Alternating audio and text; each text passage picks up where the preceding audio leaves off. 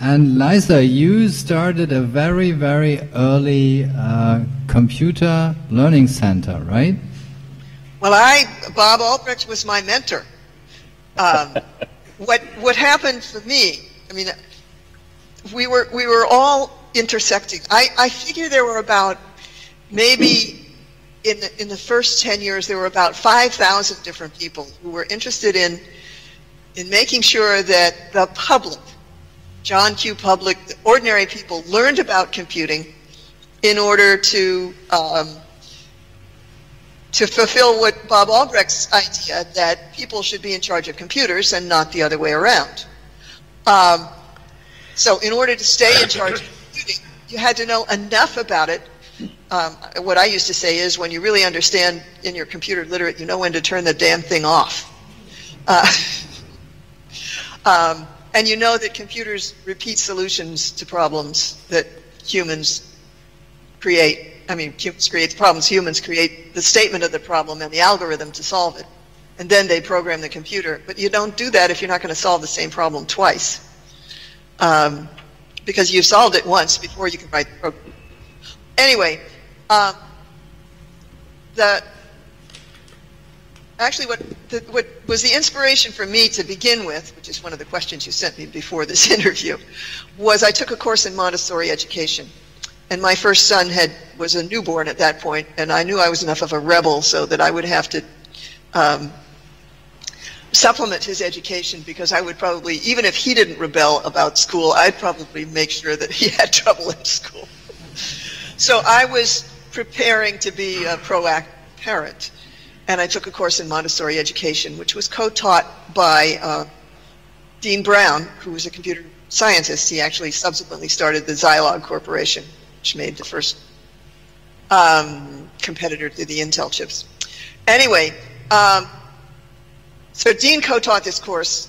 I spent 5 minutes listening to Dean talk about teaching 5-, 6-, and 7-year-olds how to program in a text language called Pilot their Montessori lessons so that the other kids could play their Montessori lessons as computer games. And I said, that's my career, that's where I'm going. And I haven't looked back. That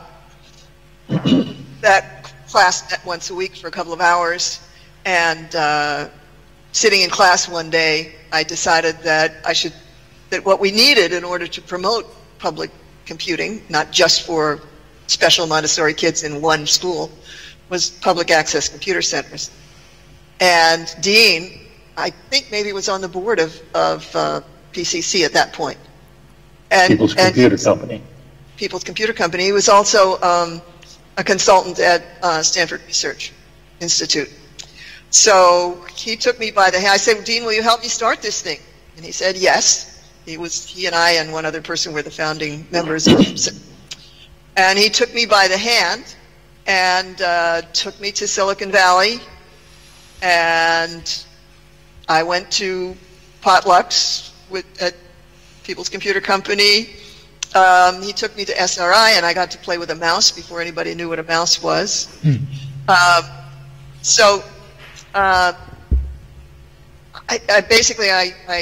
I waited about 2 years from that incident. So that was 71. In 73, I decided I probably wanted to start this computer center, and in 75, I started. Yeah. And what was its name?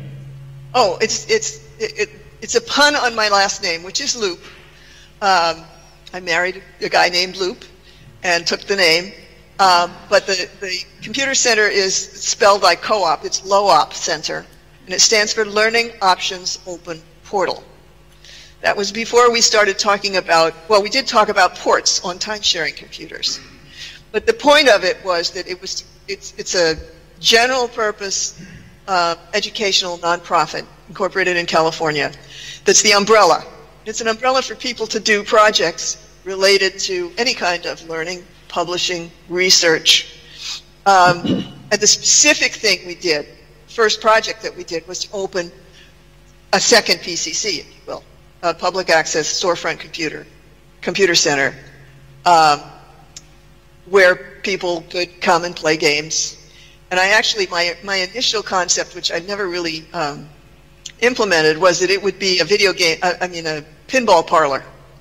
And people would come and play games in the game parlor, and then there would be at least one of the games would be a computer terminal, and you'd start playing computer games. And if you developed an interest in that, you get to go into the second room, which is where you got more computer games and educational games and learned a little bit about computing. And if you got through that room, you got to go into the inner sanctum, where you were actually became a programmer.